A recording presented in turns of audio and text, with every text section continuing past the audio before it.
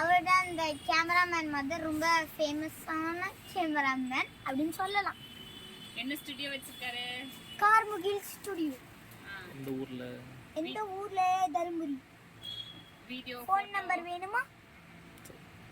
9842628787. ஒழுங்கா சார். 9842628787. வந்து போட்டோ எடுத்து போயிட்டு போங்க.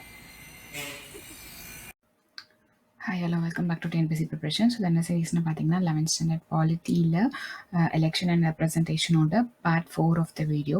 ஸோ இந்த சாப்டர் நம்ம சூஸ் பண்ணதுக்கான ரீசன் அப்படின்னு பார்த்தீங்கன்னா நம்மளோட ரெக்வெஸ்டட் வீடியோ, சப்ஸ்கிரைபரோட ரெக்வெஸ்டட் வீடியோ அண்ட் அது 2 பேர் ரெக்வெஸ்ட் பண்ணியிருக்காங்க. ஸோ ப்ரீவியஸ் இயர் கொஷின்ஸ்லேருந்து என்னென்ன கொஷின் இந்த சாப்டர்லேருந்து வந்திருக்கு அப்படின்னா which one of the following is offered by the Election Commission to a recognized political party? Next இன்னொன்று வந்து as an act of anti-defection law. ஒரு ரீசன் ஒரு ஸ்டேட்மெண்ட் கொடுத்துருக்காங்க. Independent members of a parliament can lose his eligibility if he votes for another political party against its own political party. Members of the parliament and members of legislative assembly will lose their eligibility against the order of the political party. So இது ரெண்டும் இந்த சாப்டர்லேருந்து வந்திருக்கனால நம்ம இதை எடுத்திருக்கோம். So என்ன syllabus நம்மளுக்கு link ஆகுதுன்னா Group 2 சிலபஸில் யூனிட் 5 இந்தியன் பாலிட்டியில் எலெக்ஷன் அப்படின்றது வந்து லிங்க் ஆகுது. ஸோ இது வந்து பார்ட் 4 ஆஃப் த வீடியோ அப்படின்றனால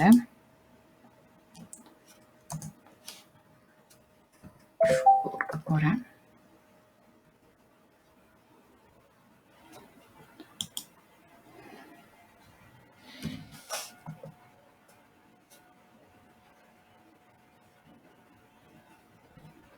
ஸோ ரிசர்வ்டு கான்ஸ்டியூன்சி.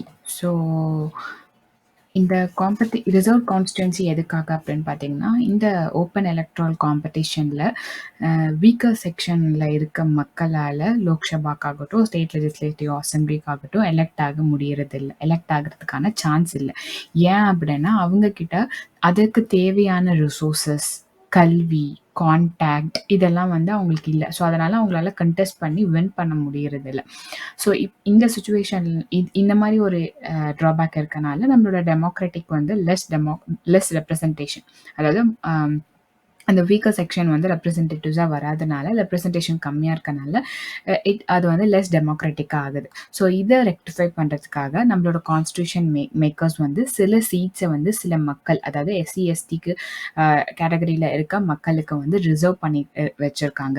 ஸோ இது வந்து இனிஷியலாக எஸ்சி எஸ்டிக்காக இருந்தது. லேட்ரான் வந்து மற்ற வீக்கர் செக்ஷனுக்கும் வந்து டிஸ்ட்ரிக்ட் லெவல் ஆகட்டும், லோக்கல் லெவல் ஆகட்டும், மற்ற வீக்கர் செக்ஷன்லையும் வந்து எக்ஸ்டெண்ட் பண்ணப்பட்டிருக்கு. ஸோ டீலிமிட்டேஷன், அதாவது நம்ம முன்னாடி சொன்னோம் ஒவ்வொரு ஸ்டேட் ஆகட்டும் இல்லை கான்ஸ்டியூன்சி ஆகட்டும், லோக்சபா எலெக்ஷனுக்கு ஸ்டேட் அசம்பிளி எலெக்ஷனுக்கு கான்ஸ்டியூன்சியாக வந்து பிரிக்கிறாங்க அப்படின்னு சொல்லிட்டு அதை தான் வந்து டீலிமிட்டேஷன் அப்படின்ற டேர்மில் வந்து சொல்கிறாங்க. ஸோ இந்த டீலிமிட்டேஷன் வந்து ப்ரைமரிலி வந்து பாப்புலேஷன் சென்சஸை வந்து பேஸ் பண்ணி தான் இருக்கும். ஸோ கடைசி சென்சஸ் வந்து என்ன வருஷமோ 10 இயர்ஸ்க்கு ஒன்ஸ் தான் சென்சஸ் எடுக்கிறாங்க. ஸோ அந்த 10 இயர்ஸ்க்கு ஒன்ஸ் அந்த சென்சஸ் வச்சு கான்ஸ்டியூன்சியை வந்து பிரிப்பாங்க. ஸோ ஜியாகிரபிக்கல் ஏரியா, ஸோ ஒரு ஏரியாவை ஒரு கான்ஸ்டியூன்சின்னு சொல்கிறோம். ஸோ அந்த ஏரியாவை பிரிக்கும் போது அலாங் வித் பாப்புலேஷன் சென்சஸ் சில க்ரைட்டீரியாஸையும் வந்து ஆட் பண்ணிப்பாங்க. ஸோ ஒன்று வந்து ஃபிசிக்கல் ஃபீச்சர்ஸ், இன்னொன்று வந்து அட்மினிஸ்ட்ரேட்டிவ் டிவிஷன், அதுக்கப்புறம் அங்கே இருக்க communication facilities. So communication facilities and public convenience. So இதையும் அந்த க்ரைட்டீரியாவில் ஆட் பண்ணி கான்ஸ்டியூன்சியாக வந்து பிரிப்பாங்க. அதுதான் வந்து டீலிமிட்டேஷன் அப்படின்ற டேர்ம்ல சொல்றாங்க. ஸோ இந்த டீலிமிட்டேஷனுக்கு சில சட்டங்கள் வந்து இயற்றியிருக்காங்க. ஃபர்ஸ்ட் வந்து டீலிமிட்டேஷன் கமிஷன் ஆக்ட் வந்து 1952, second delimitation commission act 1963, third வந்து அடுத்த 10 வருஷம் 1973, ஃபோர்த் வந்து 2002. ஸோ இப்படி டீலிமிட்டேஷன் பிரிச்ச அப்புறம், அதாவது கான்ஸ்டியூன்சி டிசைட் பண்ண அப்புறம் அடுத்த ஸ்டெப் என்ன பண்ணுவாங்க அப்படின்னா யார் ஓட் பண்ணலாம், யார் ஓட் பண்ணக்கூடாது.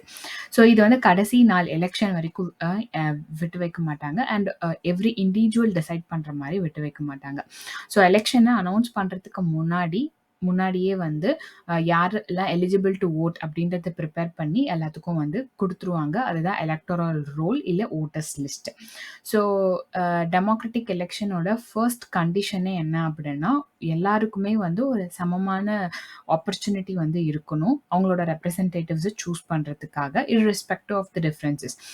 என்ன டிஃப்ரென்ஸ் வேணால் இருக்கலாம், caste, gender, greet, religion. So இந்த மாதிரி டிஃப்ரென்சஸ்லாம் இல்லாமல் எல்லாத்துக்குமே ஒரு சமமான ஒரு ஆப்பர்ச்சுனிட்டி இருக்கணும் அவங்களோட ரெப்ரசன்டேட்டிவ்ஸை சூஸ் பண்ணுறதுக்காக. ஸோ அதனால நம்ம கண்ட்ரியில் வந்து ஸோ எவ்ரி இண்டிவிஜுவல் ஏஜ்டு 18 இயர்ஸ்க்கு மேலே இருந்துச்சு அப்படின்னா நம்ம எலெக்ஷனில் வந்து ஓட் பண்ணுறதுக்கான ரைட்ஸ் வந்து நம்மளுக்கு வந்து இருக்குது. ஸோ யார் எலிஜிபிள் டு ஓட் அப்படின்னு சொல்கிறதுக்கான ரெஸ்பான்சிபிலிட்டி, கடமை யாருக்கு இருக்குது அப்படின்னா கவர்மெண்ட்டுக்கு. ஸோ எலெக்ஷன் வந்து அனௌன்ஸ் பண்ணுறதுக்கு முன்னாடி கவர்மெண்ட் வந்து எலிஜிபிள் ஓட்டர்ஸோட நேம்ஸ் எல்லாம் வாங்கி ஓட்டர்ஸ் லிஸ்ட்டில் வந்து ஆட் பண்ணுவாங்க, எலக்டோரல் ரூலில் வந்து ஆட் பண்ணுவாங்க.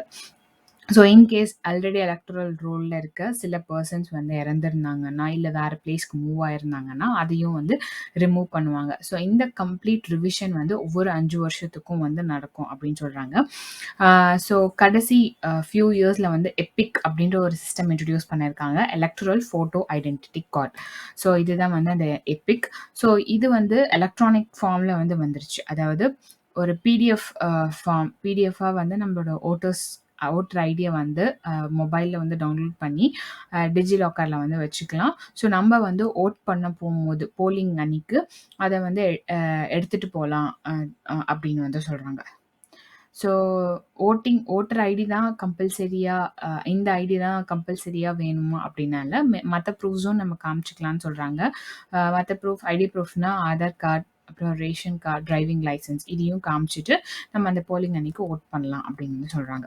நெக்ஸ்ட் ஸோ இது சொன்னோம் இல்லையா, ஸோ அந்த இந்தியாவில் நடக்கிற அந்த எலக்ட்ரல் ப்ராசஸ் ஒரு ஸ்டெப்ஸ் பார்த்தோம்னா, ஸோ கான்ஸ்டியூன்ஸை பிரிக்கிறது தான் வந்து ஃபர்ஸ்ட் ஸ்டெப். அதுக்கப்புறம் எலெக்ஷன் கமிஷன் ஆஃப் இந்தியா இந்த மாதிரி எலெக்ஷனை வந்து அனௌன்ஸ் பண்ணுவாங்க, ஒரு ஜிஓ ரிலீஸ் ஆகும். அதுக்கப்புறம் அவங்களோட நோட்டிஃபிகேஷன் வரும். அதே மாதிரி எலெக்ஷன் கமிஷன் வந்து நாமினேஷன் வித்ட்ராயல் ப்ராசஸ்க்கான ஸ்டெப்ஸை வந்து நோட்டிஃபை பண்ணுவாங்க. ஸோ நாமினேஷன் ஸ்டெப்ஸ் அனௌன்ஸ் பண்ணதுக்கப்புறம் கேண்டிடேட்ஸ் யாரெல்லாம் வந்து கண்டெஸ்ட் பண்ணணும்னு நினைக்கிறாங்களோ அவங்கெல்லாம் வந்து நாமினேஷன் பேப்பர்ஸை வந்து ஃபைல் பண்ணுவாங்க. ஸோ ஃபைல் பண்ணப்புறம் அந்த நாமினேஷன் பேப்பர்ஸை வந்து எலெக்ஷன் கமிஷன் வந்து வெரிஃபை பண்ணுவாங்க. ஸோ அதை எய்தர் அக்செப்ட் பண்ணலாம், அவங்க ரிஜெக்ட் பண்ணலாம். ஸோ அக்செப்ட் பண்ண கேண்டிடேட்ஸ் அதுக்கப்புறம் வந்து எலெக்ஷன் கேம்பெயின் வந்து அவங்க நடக்கும். ஸோ எலெக்ஷன் கேம்பெயினுக்கு அப்புறம் போலிங் ப்ராசஸ் நம்ம போய் வந்து ஓட் போடுவோம். அதுக்கப்புறம் அந்த ஓட்ஸை வந்து கவுண்ட் பண்ணி எலெக்ஷன் ரிசல்ட்ஸை வந்து அனௌன்ஸ் பண்ணுவாங்க. ஸோ இதுதான் வந்து நம்ம கண்ட்ரியில் நடக்கிற அந்த எலெக்ஷன் ப்ராசஸ், எலக்டோரல் ப்ராசஸ்.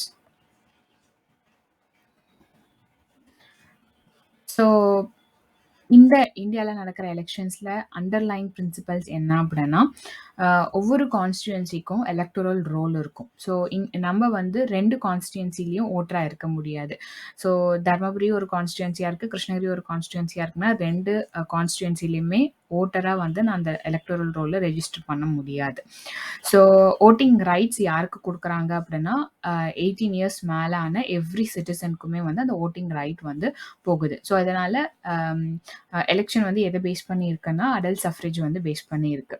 அதே மாதிரி சில சீட்ஸை வந்து ஸ்டேட்ஸ் வந்து ரிசர்வ் பண்ணி வைக்கலாம். லோக்சபா எலெக்ஷனாக இருக்கட்டும், ஸ்டேட் அசம்பிளி எலெக்ஷனாக இருக்கட்டும், ஃபார் எஸ்சி எஸ்டி ரிசர்வ் பண்ணி வைக்கலாம். பட் அதுவே வந்து communal separate, no provision for communal separate or special representation. அதாவது இந்த மாதிரி ரிசர்வ் பண்ணியிருக்க சீட்ஸ்க்கு இப்போ எஸ்சி எஸ்டிக்கு ஒரு சீட் ரிசர்வ் பண்ணியிருக்காங்கன்னா அந்த சீட்டு வந்து எஸ்சி எஸ்டி மக்கள் மட்டும்தான் ஓட் பண்ணணும் அப்படின்றது கிடையாது. அது வந்து எல்லாருமே ஓட் பண்ணலாம். பட் அது அந்த சீட்டு வின் பண்ணக்கூடிய கேண்டிடேட்ஸ் வந்து எஸ்சி எஸ்டி மட்டும்தான் அவங்க கண்டெஸ்ட் பண்ண முடியும். ஸோ ஆனால் ஓட்டிங் வந்து யார் வேணால் வந்து போடலாம். அது வந்து செப்பரேட், அதாவது அவங்க எந்த கேட்டகரி ஆஃப் மக்களுக்கு ரிசர்வ் பண்ணியிருக்காங்களோ அந்த கேட்டகரி ஆஃப் மக்கள் தான் ஓட் பண்ணணும் அப்படின்றது கிடையாது. அந்த ப்ரொவிஷன் வந்து இல்லை. ஸோ இனிஷியலாக ஓட்டிங் ஏஜ் வந்து 21 இருந்தது. அதை வந்து 18 ரெடியூஸ் பண்ணியிருக்காங்க. என்ன அமெண்ட்மெண்ட் மூலமான 61st அமெண்ட்மெண்ட் ஆக்ட் மூலமாக 1988 இதை வந்து அமெண்ட் பண்ணியிருக்காங்க. ஸோ கேண்டிடேட்ஸ் வந்து நாமினேட் பண்ணுறாங்க இல்லையா, ஸோ அந்த நாமினேஷன் வந்து அதாவது மக்களுக்கு தான் உண்மையான சாய்ஸ் வந்து இருக்கணும் அப்படின்றதுக்காக யார் வேணால் கான்டெஸ்ட் பண்ணலாம். கான்டெஸ்ட் பண்ணுறதுக்கான ரெஸ்ட்ரிக்ஷன் எதுவும் வந்து நம்ம சிஸ்டம் வந்து ப்ரொவைட் பண்ணலை. ஸோ ஓட்டர்ஸ்க்கான யாரெல்லாம் ஓட்டர்ஸா தகுதி உடையவங்களோ அவங்க வந்து எலெக்ஷன்ல கண்டெஸ்ட் பண்றதுக்காக தகுதியும் வந்து அவங்களுக்கு இருக்கு. பட் ஒன்லி டிஃப்ரென்ஸ் என்ன அப்படின்னா ஓட்டர்ஸோட ஏஜ். ஸோ நம்ம ஓட் பண்ணணும் அப்படின்னா 18 இயர்ஸ் ஆனால் போதும். பட் கேண்டிடேட் ஆகணும், கண்டெஸ்ட் பண்ணணும் அப்படின்னா ஏஜ் வந்து 25 இயர்ஸ் ஆயிருக்கணும். ஸோ சில அதாவது கேண்டிடேட்ஸ் வந்து இண்டிபெண்டண்ட்டாகவும் நிற்கலாம், இல்லை பொலிட்டிக்கல் பார்ட்டிஸ் நாமினேட் பண்ணுற கேண்டிடேட்ஸாகவும் இருக்கலாம். அப்படி பொலிட்டிக்கல் பார்ட்டிஸ் நாமினேட் பண்ணாங்க அப்படின்னா அந்த பார்ட்டியோட சிம்பிளும் அந்த பார்ட்டியோட சப்போர்ட்டும் அவங்களுக்கு வந்து கிடைக்கும். ஸோ பார்ட்டி நாமினேட் பண்ணாங்க அப்படின்னா அதை தான் வந்து பார்ட்டி டிக்கெட் அப்படின்னு வந்து சொல்லுவாங்க. ஸோ ஃபார் எக்ஸாம்பிள் நியூஸில் பார்த்தோன்னா 2021 எலெக்ஷனில் நியூஸில் வந்து வந்திருக்கும். அதாவது பிஜேபி இவ்வளோ பேர் தான் கொடுத்துருக்காங்க, இவ்வளோ பார்ட்டி டிக்கெட்ஸ் அப்படின்னு சொல்லிட்டு. ஸோ அதனால பார்ட்டிஸ் வந்து சப்போர்ட் பண்ணாங்க, கொடுத்தாங்கன்னா அதை வந்து பார்ட்டி டிக்கெட் அப்படின்னு வந்து சொல்கிறாங்க. ஸோ நாமினேஷன் ஃபார்மை ஃபில் பண்ணக்கூடிய எல்லாருமே வந்து ஒரு சர்டன் அமௌண்ட் ஆஃப் மணியை வந்து செக்யூரிட்டி டெபாசிட்டாக வந்து டெபாசிட் பண்ணோம் எலெக்ஷன் கமிஷன் கிட்ட. ஸோ இப்போ வந்து லோக்சபா எலெக்ஷனில் கண்டெஸ்ட் பண்ணுற கேண்டிடேட் வந்து 25,000 செக்யூரிட்டி டெபாசிட் கொடுக்கணும். ஸ்டேட் அசம்பிளி எலெக்ஷனில் நிற்கிறவங்க வந்து 10,000 செக்யூரிட்டி டெபாசிட்டாக கொடுக்கணும்.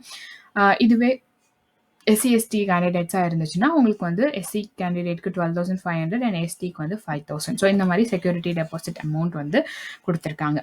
அண்ட் சுப்ரீம் கோர்ட்டோட டைரெக்ஷனை பொறுத்து சில கண்டிஷன்ஸ் வந்திருக்கு. அதாவது எல்லா கேண்டிடேட்ஸுமே வந்து ஒரு லீகல் டிக்ளரேஷனை கொடுக்கணும். அவங்களோட டீட்டெயில்ஸ், அதாவது அவங்க மேலே என்ன கிரிமினல் கேசஸ் பெண்டிங்கில் இருக்குது, அவங்களோட அசெட்ஸ் என்ன, அவங்களோட லயபிலிட்டி என்ன, அவங்களோடது அவங்க ஃபேமிலியோடது, அவங்களோட எஜுகேஷனல் குவாலிஃபிகேஷன் என்ன, இந்த இன்ஃபர்மேஷன் எல்லாமே வந்து பப்ளிக்லி வந்து அவைலபிளாக இருக்கணும்.